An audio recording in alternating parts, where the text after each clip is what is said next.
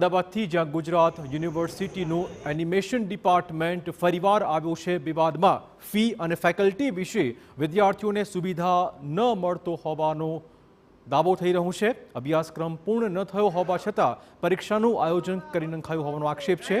વિદ્યાર્થીઓની સંખ્યા પ્રમાણે કમ્પ્યુટર પણ ન હોવાનો આરોપ વિદ્યાર્થીઓ લગાવી રહ્યા છે। 4000 જેટલા વિદ્યાર્થીઓ એનિમેશન ડિપાર્ટમેન્ટમાં અભ્યાસ કરે છે।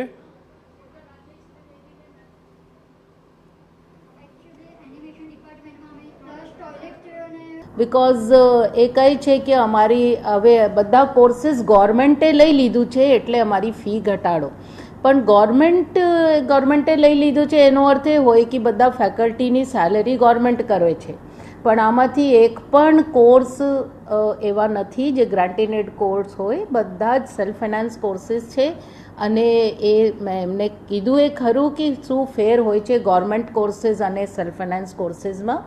એટલે નેચ્યુરલી છોકરાઓને એમ થાય કે પ્રાઇવેટ એજન્સીઓ તો અહીંયાથી જતી રહી છે એટલે હવે આ ગવર્મેન્ટના કોર્સીસ બની ગયા છે।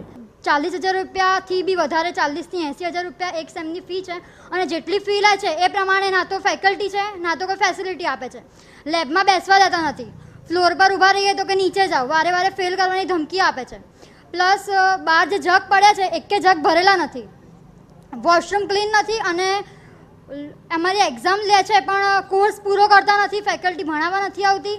પ્લસ જે છે એ એક્ઝામ કોર્સ પૂરો કર્યા વગર એક્ઝામ લઈ લે છે, એમ કે તમે નોટ્સ લખીને આપી દો તમને અમે પાસ કરી દઈશું।